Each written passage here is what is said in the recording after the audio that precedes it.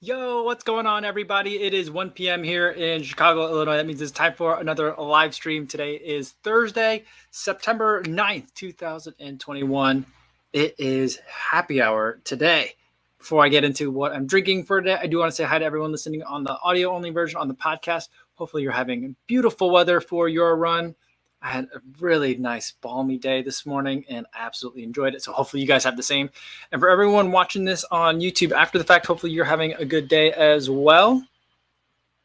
Hold on, guys. I'm tinkering with my audio settings here. Does it sound okay? I think it sounds okay. All right. So hopefully you guys are having a good day as well, everyone watching on YouTube after the fact. And it's hopefully a time where you can sit back and have a recovery beverage with us. Today, my recovery beverage for happy hour is going to be Gatorade Zero. I know this isn't super exciting, but for some reason I saw this and I was at the store and I saw it like as if I seen it for the first time. I mean, I've seen Gatorade Zero products for years now. Like, what's her name? Gabrielle something. Like she's been on the commercials for it. Like lots of people have been ads for this, but I have not tried it before because I was always like, Gatorade without the sugar. What's the point of that? The point of the Gatorade is the sugar, right? But then I was like, well, it's got electrolytes, but not a lot of sugar. That reminds me of Noon, which has no sugar and electrolytes. So maybe I'll give it a try. I'll try to look at it from a fresh perspective. So that's what we're going to try today. But before we do that, let's get in here and see who we got in the chat today. First of all, I want to figure out what is this thing over here. There's like something in the bottom corner. Oh, I think it's the microphone. I'm trying to move the microphone further out of the way, but I feel like the audio is not sounding great today. So we'll see. I might move the microphone back in the frame. All right, let's see who we got. We got Frank. He says, oh, what is the current go-to Easy Day Max Cushion shoe? Like the replacement for the Triumph 17. Seems like a gap in my current rotation. For me, that shoe, the king of Max Cushion right now, is the Fresh Foam More version 3. Absolutely love that one. I'm still waiting on the Bondi X. I have high hopes for it. I still don't have one yet. I did get a pair of Rincon 3s, so I'll be running in those somewhat soon, within like the next week. But I don't have the Bondi X yet. So I'm still kind of like hoping on hope for that one. But if you need something soon, Frank, I would say, and probably for what the Bondi X is going to be, I'm not sure if it's going to be kind of like the Max Cushion shoe that we need. But I don't know. I'm excited about it. But the Fresh Foam More version 3, I think, is a really good one. We got Garrett says, yo, what's going on? I'm extra early for an extra early posted live stream. Yeah, I got it. I got a lot of stuff done today. I felt very productive. So I got like the schedule thing for the live stream done really early. And Garrett's got an update on his Achilles. Podiatrist said nothing serious. That's good. So likely upped my training too quick. Okay. Said the podiatrist said he should try higher drop shoes due to a thing with my one heel. So ultras will go bye-bye. That's interesting. It's interesting. You don't usually hear people like podiatrists, not that I'm aware of. I guess I don't know that many podiatrists, but like recommending away from ultras. I would expect it to go the other way, but I'm glad you got some guidance there. Charles Ventura says, hey, I PB'd a half marathon last Sunday by 17 minutes. Awesome. So he went from 158 to 141. Man, it was his first marathon in-person race over 3 years. Awesome, Charles. He says, look at this guy.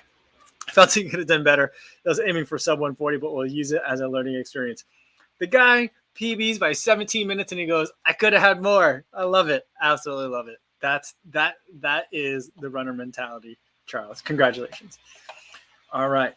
Let's see. Let's get to the Gatorade here. So I bought it in this, which is like kind of looks like the same packaging as like the instant Starbucks things. That's kind of what it's reminding me of. It's a 10-pack in a box. I bought this one myself. I bought it at the store. And that's one of the things that I like about Gatorade. I know Gatorade isn't like the fanciest hydration drink that's out there, but I feel like it's solid and you can get it pretty much anywhere. And so for like, those are two things like, and it's cheap. So like, those are like, I guess the three things that I think make Gatorade always a very compelling option. Like right now, like I'm ramping up a lot of my training and I'm like, ooh, I'm low on everything. I need to restock on everything. So it's like, ooh, this is going to be expensive. Maybe I'll buy some more Gatorade right now. All right. So it says tear here. There we go. The flavor I got was Glacier Freeze, which I don't know about this one. It's blue, very blue. I'll give it a quick stir in my Believe in the Run cup here. It's going to take a second for it to stir. Now, I think last summer I had drank a lot of the Gatorade Endurance formula, and I really like that one. It's just regular Gatorade, but extra salty. There might be more potassium in it too, but I just think the main thing is that there's more salt, like 300 milligrams per serving rather than 230, which is what this has. Yeah, 230 milligrams of salt. It's got 70 milligrams of potassium in this thing. So it's going to be too bright. There we go. 70 milligrams potassium, 230 milligrams of salt. And that worked out really well for me. I would put it in my hydration pack, and I'd just sip on that all afternoon or all morning on my run, and it was really good. Let's see how this stuff is. Cheers.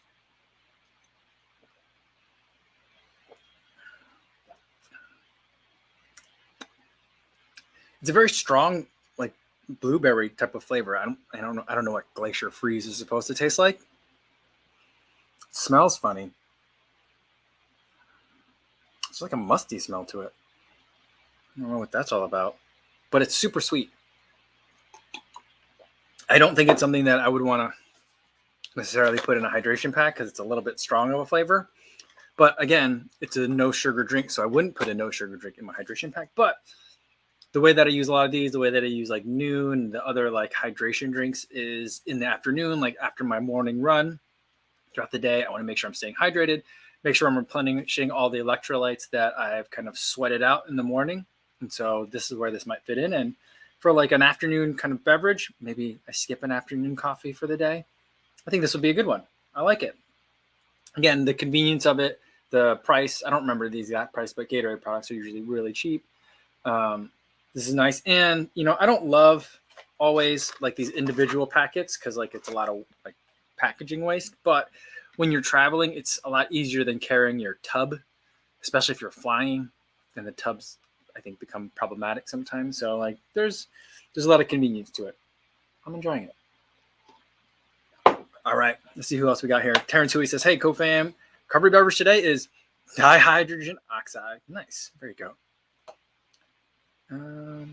Daniel says, yo, does anyone know what time the Diamond League starts today in Central Time? I'm the worst. I was texting someone today trying to schedule a phone call, and I kept saying, like, does this time work for you? And I would say it in Central Time.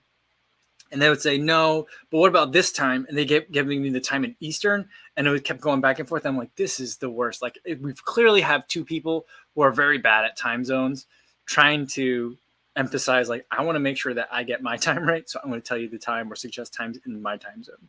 So I'm just not so good at it. Not so good. I have no idea. But it's a pretty, that track, I think it's a really interesting idea. And I love it because it's a spectacle. And I think right now, track and field running in general is at the point of its like sports entertainment life. I mean, not as a sport. It's been around as a sport a long time. But from its sport entertainment perspective, where it needs more spectacles. It needs more like things that people can get behind. Diamond League is an interesting concept. I only realized Diamond League existed maybe 2 years ago. So like that's a big problem, right? So that should be something that needs to find more publicity somehow. And I don't know. So like lots of people are grumpy about it. It's not world record eligible. I don't care. Do you guys remember watching like the last world record 5K attempt?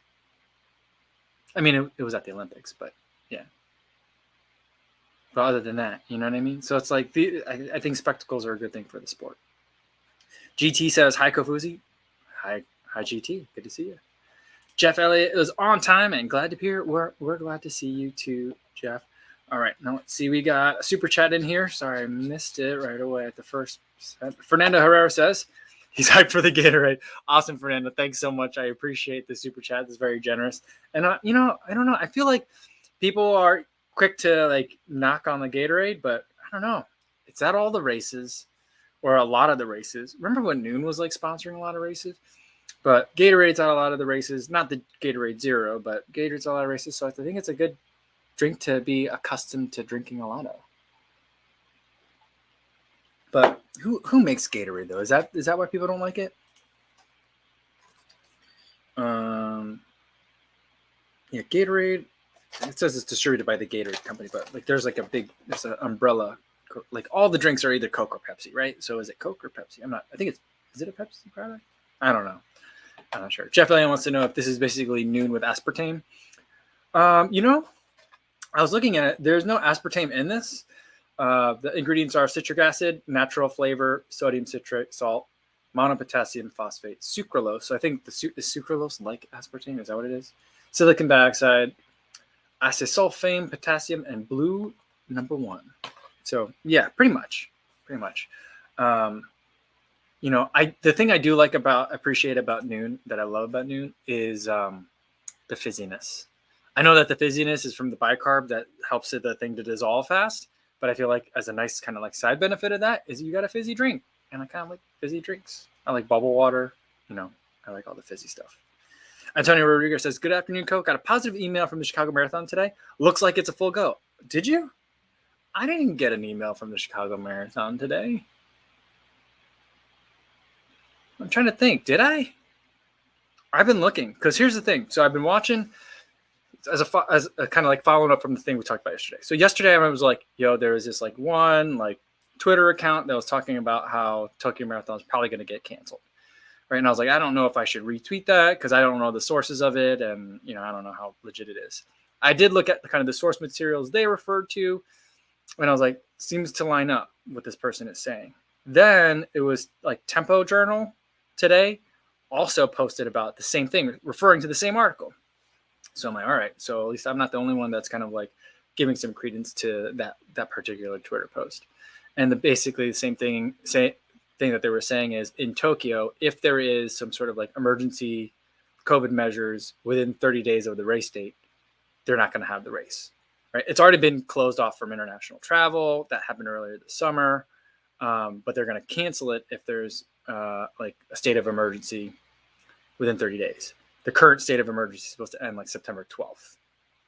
So that gives them like, if it gets extended for a week, then the Tokyo Marathon's done.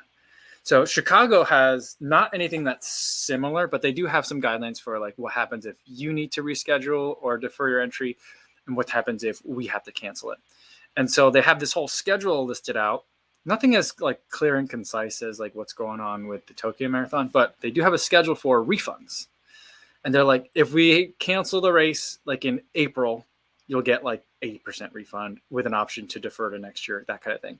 And then I was like, if it cancels in summer, it's this. It cancels in like late summer is this. The last like, window where it's like 0 refund, but you get an automatic entry to next year was October 1st through October 10th. September 1st through September 10th. I think that's what it was. Man, now I'm going to have to go look it up. Yeah, I think we're going to have to look it up. So I don't know. For some reason, I was thinking that like today I would have to look at it. Maybe did it say October? I was thinking maybe it's October. Let me look it up. I think that's where we're at here. So Chicago Marathon cancellation. All right, let me show you what I'm looking at just so we can look at kind of the same thing.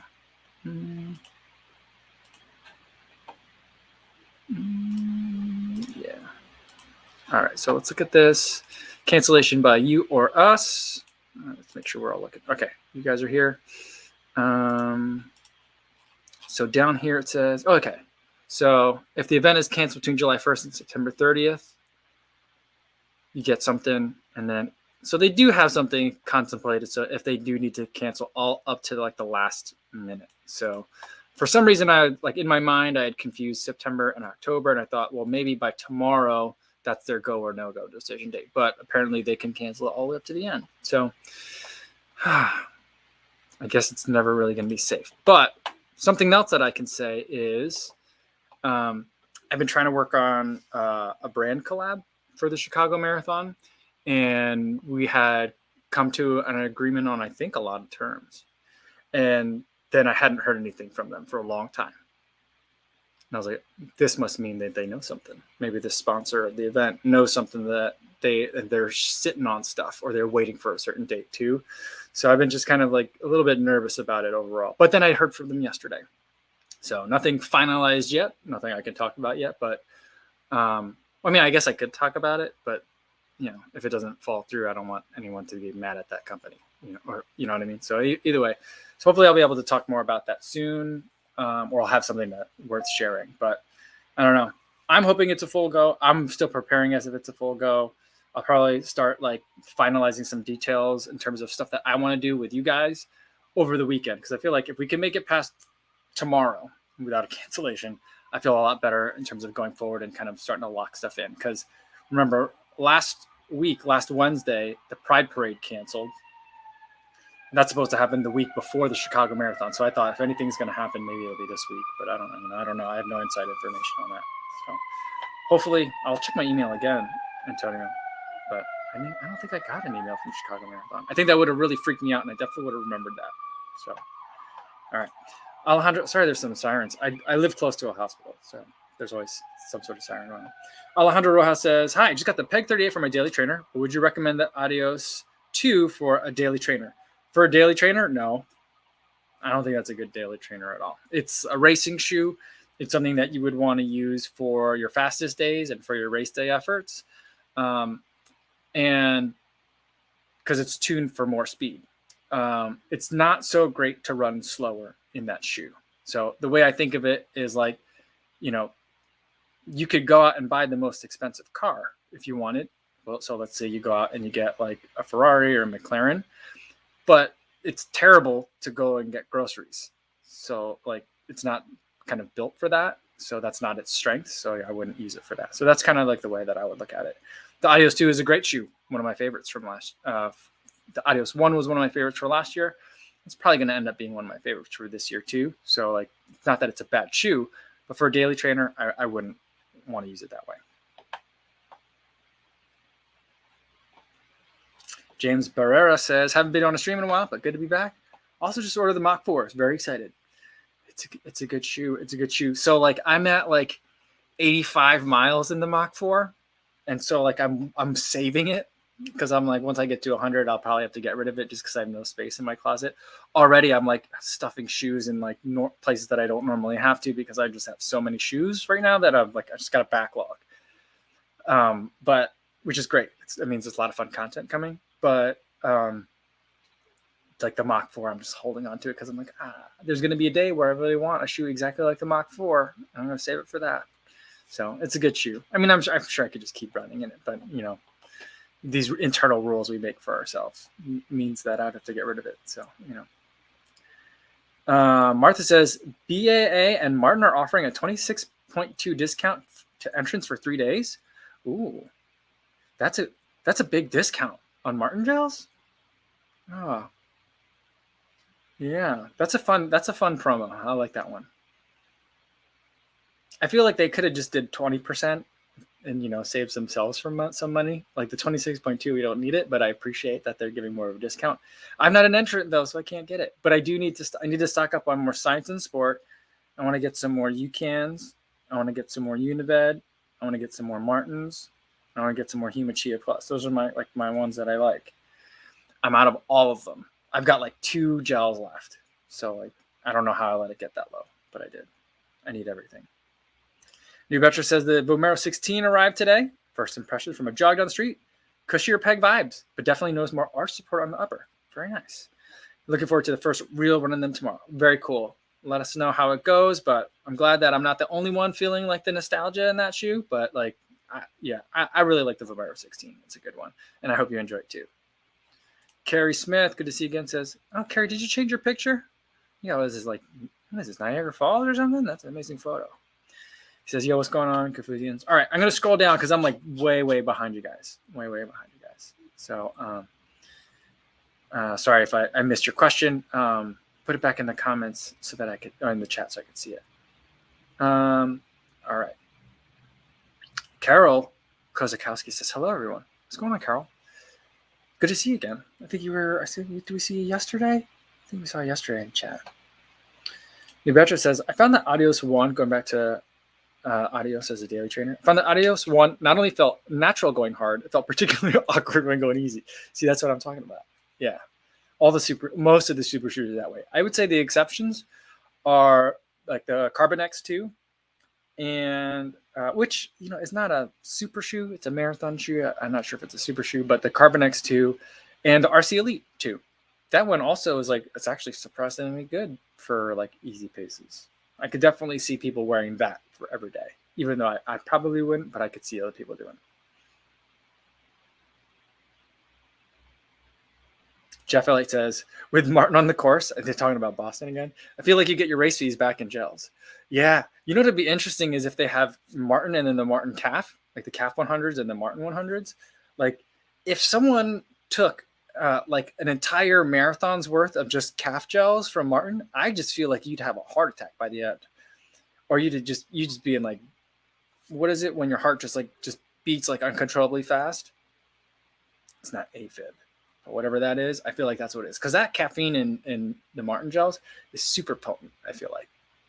So that'd be pretty funny. But yeah, lots of people have been talking about how they're just going to run with whatever shorts have the most pockets and just start pocketing gels as they're running through. Eat one, like put 3 in your pants every time you stop at an aid station, just because those Martin gels are expensive. And it's amazing that they're on the course.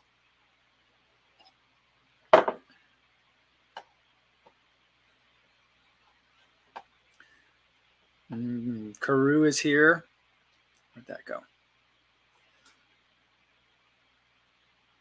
He says, oof, I'm late, Yoko. It's okay.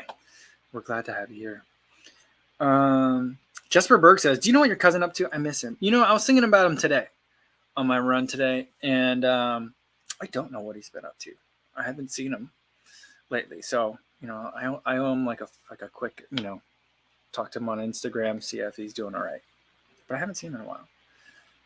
Terry says, the real Boston Marathon is next April. Yeah, I'm nervous because I'm not going to have any marathons that I'll be running where I anticipate getting below PQ time until September. So, I don't think 2022 will be in the cards for me for Boston. But at least I'll probably be able to go watch it. So that'll be something. So I'll be in Boston in April, I think. All right. Leonard Lim 10 says, Code, do you follow Super League Triathlon? I try to follow Super League Triathlon, but I'm very confused watching it. It's kind of like, I don't know. It's like, I don't know what they're doing. I don't know what a short shoot is. I don't understand the teams. I don't understand it. It just seems like if you took triathlon and shortened everything except the transitions and just made it like a race of transitioning, that's what Super League Triathlon seems like. I get it. It's very fast paced. It's just full send all the time. But it's just I feel like, and I think part of it is the difficulty in filming swimming and the difficulty in filming the bike. But I just feel like all you're watching is transitions when I watch Super League Triathlon. So I have a hard time following it. I don't know. I love the idea of it. I like that they're trying something different, but it's so hard for me to follow. Trevor Holtzman says, any idea when the Nike Chicago Marathon gear will be dropped? I don't know, but that's another thing that has me concerned. All signs are pointing to I don't know, maybe everyone's waiting for a certain date before they fully unleash their all their activations for the Chicago Marathon. Because I feel like by this time last year, didn't we already have it? I don't remember. Not last year, but the year before that. I feel like, didn't we already have it? I don't know. Where is it? I want it. I don't know how much I'll get this year, but at least I just at least want to see what it is. I'm very curious. So yeah, that's another thing that has me concerned of why aren't we seeing that? Carol Kozakowski says, I watched some triathlon YouTubers and they're doing carb loading the day before the race. Is this a thing for marathoners also? Yeah, absolutely it is. So the idea being you need to, your body stores sugars within your muscles in the form of glycogen. And you want to make sure that you are fully stocked up in terms of what you can carry in your muscles. And on the other hand, when you deplete those stores that are in your muscles, that's when you've hit that wall and your day is pretty much over. And at that point, you can eat as much sugar as you want. But if the sugar, there isn't some in your legs, you're pretty much, you're not going to be able to function very well. And so the idea with the carb loading is to make sure that you've onboarded carbohydrates with enough time so that your body can convert them into the glycogen and get it into your, not only your bloodstream, but into your muscle storage. So that's my understanding of how it works. All right. I'm half Pedro. What is the other half? I'm half Pedro says, hey, good afternoon, Cone, everyone. As a new runner, I run mostly my 1080 V10. Great shoe. After my first half, I want to get my 10K under 55 minutes, even 50. Do you have shoes to suggest me? Thanks. I would say if you love your New Balance 1080 version 10s, I would say pick up the Rebel version 2. That's a shoe that you'll be able to run some faster workouts in, and also to race in as well. I think that's going to be a really great choice for you. So like that could be, and then you mix it up between the two shoes. Your recovery days, your easiest days, and maybe your longest days, go in the 1080s, and then you'll start shifting to more of your other days to the Rebel version 2. So I feel like if you like the one, you're probably going to really like the other, and that one is designed a little bit more for speed.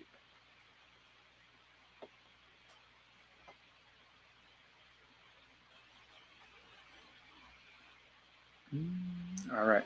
Jared O'Connell says, I can't wait for my ZoomX Invincible to come in. Should I go to the store, buy it now, and return it later? Well, I mean, it depends on how eager you are. So, like, you know, if you're super eager and you want it right now, go get it now. And then you can return the other one whenever it comes in, if it's going to be a couple of days, right? The other thing to think about is weekend's coming up soon. So if it's not going to come till like Sunday night, maybe it's worth going to the store and picking it up now so that way you could have it for your weekend running. Because then if it's like, you know, you really want to give it a nice long run and you get it on Sunday, you're going to have to wait like another week before you get some long runs in on it. So that's the other way to think about it. Karu says, have you heard of the On Runner Cyclone? It's like a subscription-based shoe that they send to you and you can send back for a new pair. Think you'll try it out? They're not actually using cloud pods. I'm familiar. I signed up for it when it first was announced, like on emails and stuff. And I don't know if their emails back to me went to junk mail, but you know, I don't think I think I've seen like one or two YouTube videos about it, but I don't know. It's not like something that I've seen regular people wear. So, I mean, maybe they are. I just don't notice it because it doesn't have the clouds. But it was remarkable to me for two reasons. One, and primarily, is that the environmental aspect of it, that it's supposed to be more sustainable or recyclable. And so you send it back when you're done and they like grind it up and turn it into more shoes, something along those lines. I really like that. At the same time that I think Solomon, was it, also announced a very similar type of shoe, similar concept. But I never got my hands on it. The other reason why I think that On shoe is remarkable is that I've been saying for years now that once On releases themselves from the grip of the cloud and pivots to being a good running company, not a cloud tech company, and converts to being a running company, they're going to take off. It's going to be great. But they're like attached to this. I mean, the idea that you're using On clouds in like a track spike, like, is really weird, right? Like, I don't know. Like they got to, and I felt like this gave them permission to, and I felt like, here we go. Now all the shoes are going to start converting over, except for maybe some of their fashion line, maybe some of their hiking ones or trail ones, maybe some of their max cushion ones. Yeah, maybe they'll still have it. But now we're going to get really great running shoes. And, you know, I don't know. Because when you use the clouds, then you got to have the speed board. And the speed board for me is just it's really stiff. And it's in like, not in a carbon plate, load the carbon kind of way, but in like I feel like I'm running on something very unforgiving kind of way. So like, I want to try it out. I would love it if they send me one. I'll pay for it. You know, like signed up so that way I could pay for it whenever it became available, but nothing ever came of that. You know, I don't know. All right. Keith Cruz says, hi, Kafuz, you got the Metaspeed Sky and it fits pretty snug. Is this normal for a racer or would you recommend sizing up? So I know a lot of people have been sizing up on the Metaspeed Sky. For me, it fits very, very snug and it crunches the toes a little bit. I stayed with my size 9. You know, if you're worried about it and you can still return it or exchange it for a half size up, I know a lot of people have been doing that. They've also mentioned that they're aware that it's been an issue for some people. I think the subsequent versions of it are I don't know if the next colors that they're releasing are going to have different sizing. I think they're adjusting the upper a little bit. Sometimes brands do that, sometimes they don't. It's not often, but sometimes they do if they've like messed up the sizing. So I'd say if you're concerned about it, I'd say size up. For me, it was snug, but it still works for me really well. So I like it, but I can understand some people that might need to size up.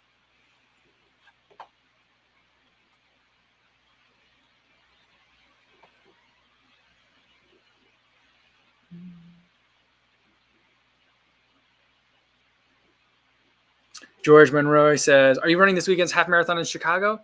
I thought about it, but I'm gonna try and do a longer run with my running buddy. I gotta text him and see if he's still up for it, see what he wants to do, because we're getting close. So like 13 miles isn't like a good number of miles for me to be running this weekend. So I want to do a bigger mileage day than that.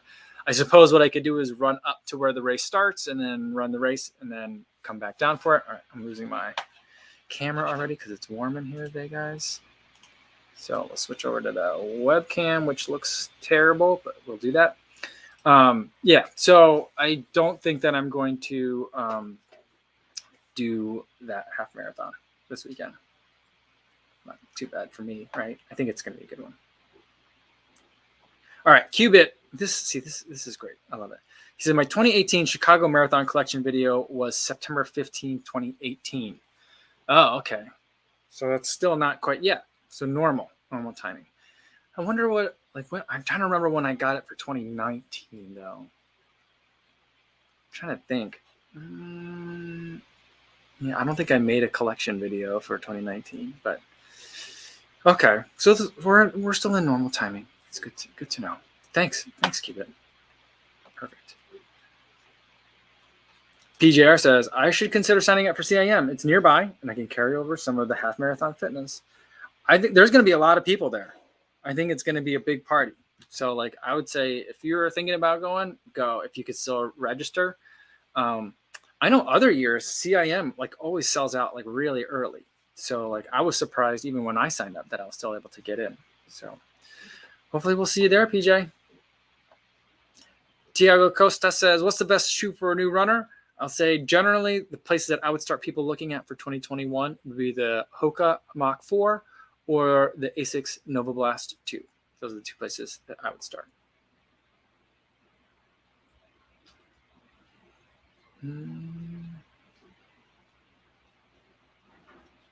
Jason Dahl says, trying to figure out what's going on with Chicago Marathon. Has anyone been in Grant Park recently? They usually start putting the banners up about a month or so prior.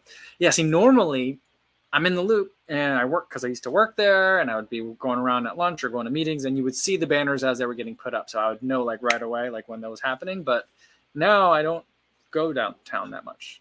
So I don't know. Jeff Elliott coming in on the carb loading that we were talking about earlier. He says he was listening to something recently about carb loading and they just suggested eating extra carbs in the days before a race, not necessarily doing some large meal like we used to.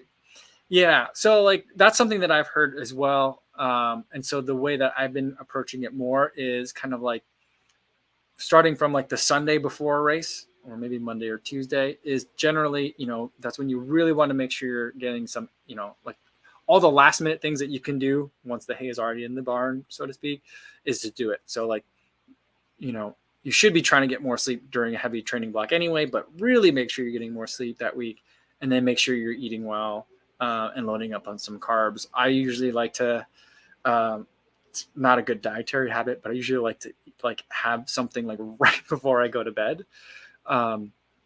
It's a habit that I've had for a while, but I really like to do that week. So that way, like all I've done is ingest it and like I've gone to bed and then like while I'm sleeping, it can do whatever it needs to do. I need to talk to a registered dietitian and see if any of these things make sense, but that's what I've been doing. But yeah, I think that part of it is that, if you're trying to carb load, it's your body. I think your body can only like process so much while the stuff is going through your system. So like, get it for a couple of days. I think that's a good approach. All right, let me scroll down a little bit.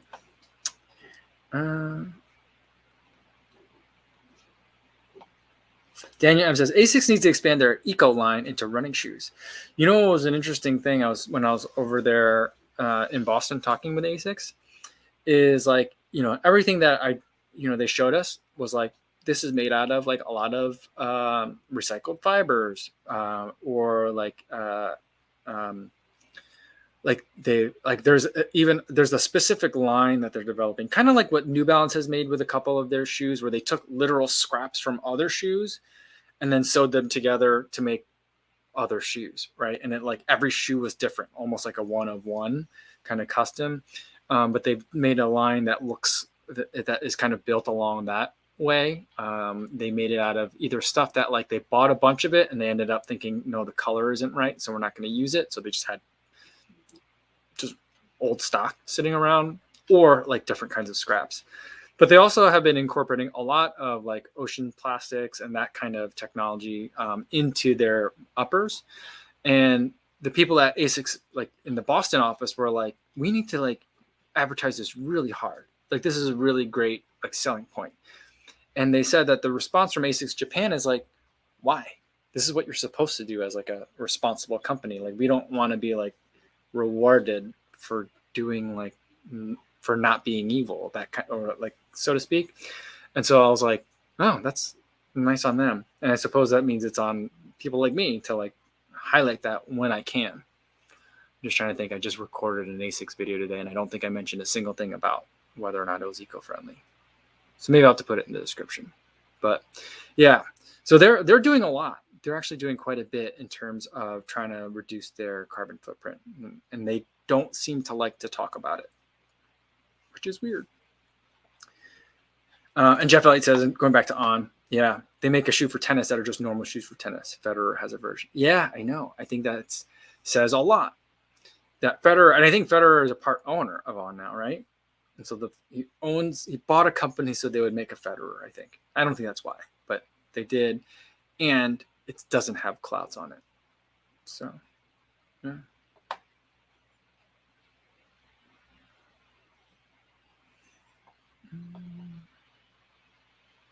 Ray Solars wants to know, do I hydrate during the half marathon distance? Yes. Depending on the temperature, I may hydrate more or less. But usually for a half marathon, I'll bring 2 gels with me. I'll have one at like the 5 mile mark and another at the 10 mile mark. And then I'll usually try to, depending on how often there's aid stations, like every 3 miles or so, take on some Gatorade. But something that I've been doing a lot more this summer, and it's something that I've been thinking about ever since I went to Western States and I just realized how like hot things get, is that like, you just need to cool the body down. So something I did in Falmouth was every mile where there was an aid station, if I wasn't taking Gatorade, I would grab the water and either drink it just to like get water in, or just throw it on myself. And I did the same thing. I didn't do it every aid station, but I did it a lot of aid stations during the triathlon as well. And both of those races are shorter than a half marathon distance, the running portion anyway. So like, it's a little bit different, but I guess even then I was taking on plenty of fluids. So I think that if it's hot, you want to do it really more frequently than you think. It'll help more than you realize. It's kind of been my approach of late. But doesn't mean you have to take Gatorade every single time. PJ says, CIM seems to have 200 or so late registration slots open as of August 15th.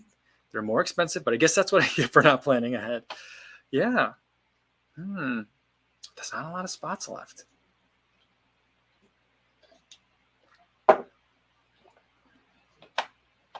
Gary says, heck, I'll hydrate on a 5K. I'm a heavy sweater, though.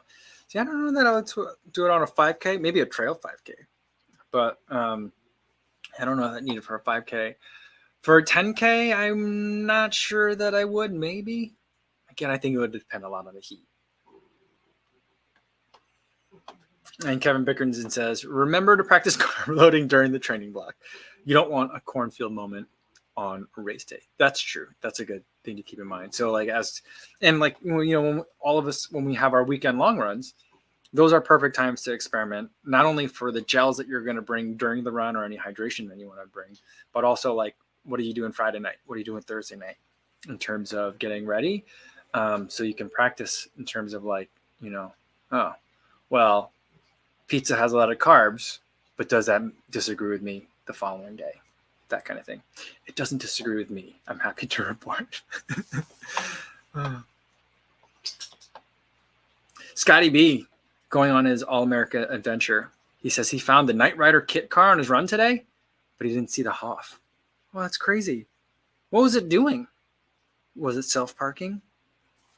Or was it part of some sort of tour? Or did you just happen to see a car that, like, what is it? Is it a Firebird or a Trans? It was a Firebird, right? Trans Am. I don't remember.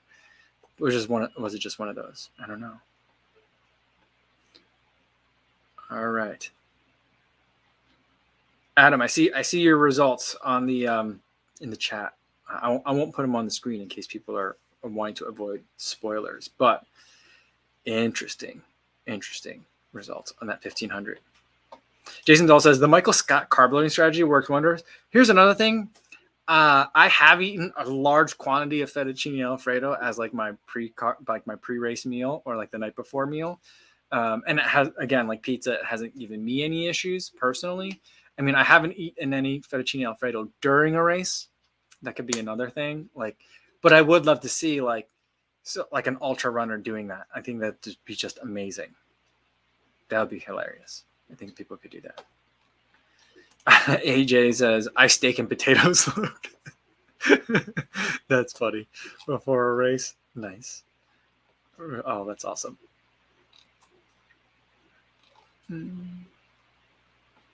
Martha says, I just read in Runner's World that the whole week before very long runs and races, you'd be making sure to get enough protein, carb, and electrolytes. I mean, I suppose like generally that's like a good approach. Like basically whenever you're training, right? Or I guess for very long runs. Yeah. But yeah.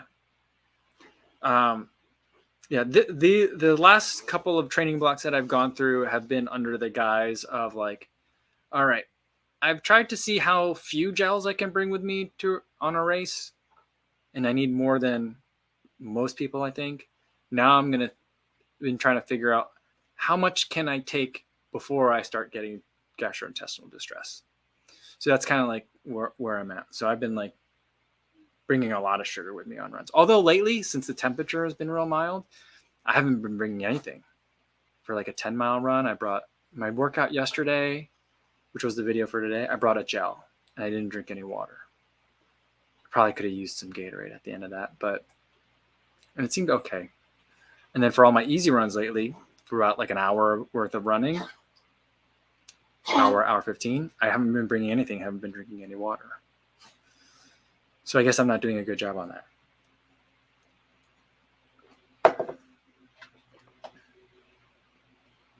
Fernando Herrera says, I think maybe a year and a half ago, I tried a keto diet out of curiosity.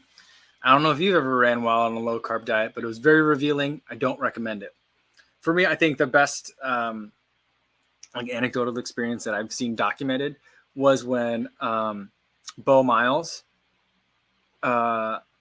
ate only canned beans for like 30 days or something like that. And he had a 50K race somewhere in there as well. And so for his fueling for this 50K, he had his hydration vest on and it was full with cans of beans. And so they were like rattling as he was running along. And he's like, well, I do enjoy stopping for fuel during this race because it's making my pack lighter. But all he ate was beans. So he did have some sugars in there because there's some starches in the beans. But it was basically just like a protein and fiber diet. And he said it made his running feel terrible.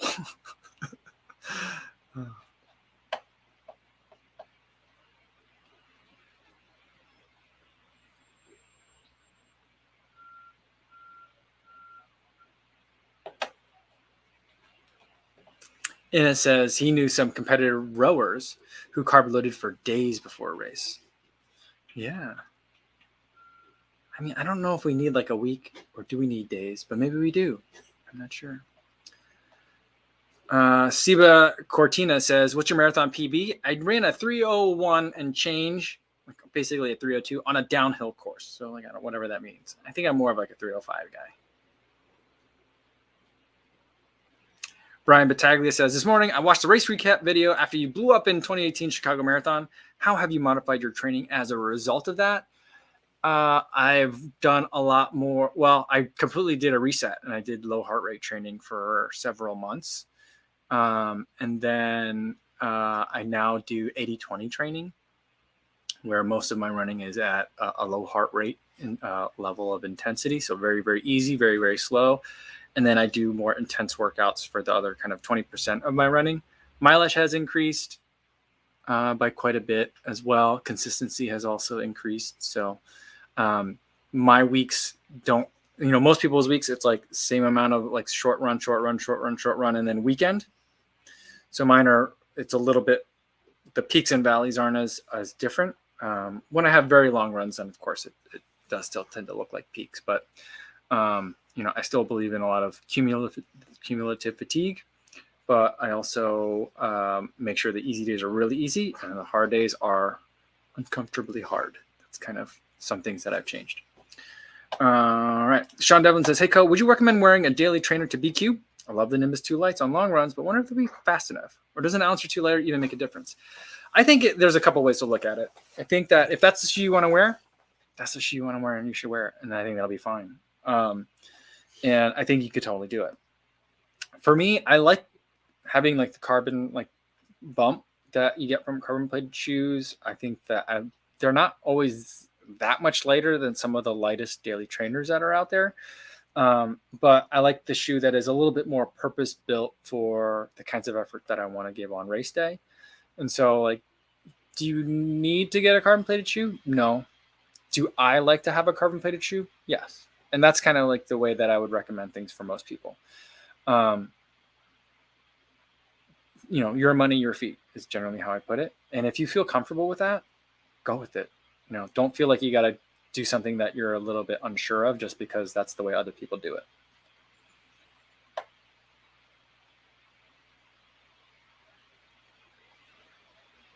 Danny says he took the Speed Freak out for a tempo run this morning. It's going to be a fun racer.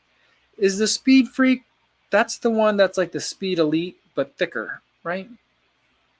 That shoe intrigued me because I did really like the Speed Elite, but I was like, I don't know who's going to be able to race this. By the way, speaking of Skechers performance, Ed Cheserak, half marathon debut this weekend, right? Great North Run. Pretty excited about it. That'll be interesting to see how he does on that distance. I think he's going to be really good. I'm very excited. And I wonder if he'll be running in the Speed Freak or maybe the Speed Elite. I wonder what he's going to wear.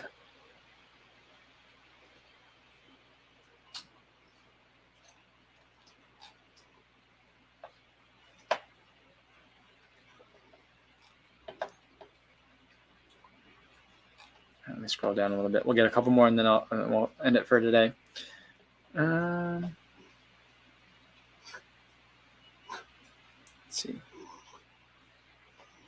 Jennifer says Helen Obiri's in the Great North Run too. Yeah, the elite field is pretty exciting. For the women's side, also we've got Alice McColgan and Molly Seidel are going to run. And Molly Seidel had an interesting Instagram post about it. She's like, it's going to be a rematch from London, and they showed her and like their relative heights. And then she also had like another, if you swiped over, like the other photo was like a photo of Danny DeVito and Arnold Schwarzenegger in the movie Twins. I thought that was pretty funny. But yeah, I think Galen Rupp's running in it too. Mo Farah's going to be running. He's getting ready for Chicago, using that as a tune-up race. So like, there's going to be a lot of interesting runners in that one. So does the Ches have a country yet? I feel like it's just such a disaster. I thought he was running for Kenya. I thought it was a disaster that the U.S. couldn't figure out a way to get his citizenship kind of like pushed through a little bit faster. And that, like, I don't know. You would think that, like, I mean, he made those requests during, like, the Trump administration. You would think that, like, he'd be like, yeah, let's do it so that way we can get more gold medals for the United States. Like, I didn't understand why that couldn't happen, Not that the president directly has any sort of, like, he's not the one, like, literally, like, stamping things and signing the papers, but just you would think that some of the impetus, the direction from the top would be like, all right, if we're going to let people in, I don't know. It's just really, really weird that happened that way. It's almost, I mean, I think it's, which one is the more like disappointing, like, or like the country, like the one of the countries messed up? what the U.S. did to Cheserek or what Ireland did to Sinead Diver? Which one's worse? I think the U.S. not like making sure that they could get Cheserek to be able to run for the United States. I think that's a bigger loss, just because he had such a career at Oregon. Yeah, I don't know. It's rainbow now. Mihir Patel says, newbie here, welcome. This sprinting inclined, ran 2 days for 10 minutes in an old shoe, tight AF, legs got shot, couldn't even walk the third day, or the Reebok FE3 with your help. Any tips? My tips would be run today so you can run tomorrow. So if you're new to running, welcome, and you're going to hopefully have a really great time. But the thing to work on, I think, when I don't want to be the guy that's like, here's what you got to do, and this is the only way to do it. But since you're asking for tips, I would say, like, in the beginning of running, the best way to enjoy it on a long-term basis is to first build the habit of running. Like, don't worry about your speed. Don't worry about if you're doing your hill sprints right. Don't worry about how many calories you're burning. Don't even worry if you're running the entire time. You can walk totally. It's not a big deal. A lot of people, I was just listening to a podcast where Allie on the Run, podcaster, she's like, I run walk all the time. And she was interviewing a professional athlete that was like, on Monday, my recovery days, I walk up all the hills, right? So that's what some of the pro runners are doing, right? And so, like, don't worry about that, but you want to build the habit of running. You want to build the ritual of running. So that way you can then have the base and foundation of running. And then you put all that other stuff on top, right? If you want to go out there and have fun and like let it rip and do that workout, cool. But I also say when you would do those workouts, don't completely deplete yourself, right? So that way you got to keep in mind that you want to run tomorrow or maybe the day after tomorrow. So make sure you'll have something left over so that you can go out the next day. Like yesterday, I had a workout and I felt really good towards the end. It was a hard workout and I felt like, ooh, I can really like hammer it home today. And I feel like I want to really let it rip. But I was like, you know what? I have another workout planned in 2 days. And I want to make sure that I'm ready I don't need to be like super fresh for it. That's not the point of it. It's because I'm trying to do a couple of workouts in short succession. But I want to make sure that I have something left so that way I can do that workout as well. And I was already hitting the intended targets for today's workout. So like, you're never going to like completely get in shape in running in 1 day. So it's a journey. So that would be my tips. And the Reebok Forever Foot Ride Energy 3, it's a good one. It's sitting in my closet. Definitely deserve more attention though. Patricia Vargas says, what's the 5K PB? I think, my last official chip time 5K was a very long time ago. And it was like a 1943, something like that. I would like to think that if I were to do a 5K, if I were focusing on a 5K a little bit, like maybe I had like a couple weeks to kind of tune up a little, I would probably target 6 minutes per mile. So whatever that comes out to for the 3.12 miles. So it's at like 20 something, 1830, 1840. I'm not sure. So that's kind of like where I would want to be. But I've never actually tried to set out and do that. But when it comes to doing workouts, when I do workouts and I have like 5K pace as like, one of the goals for repetitions, I usually use 6 minutes per mile as my 5K pace. All right. I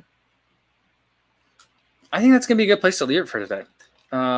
Tomorrow's video is going to be about this shoe.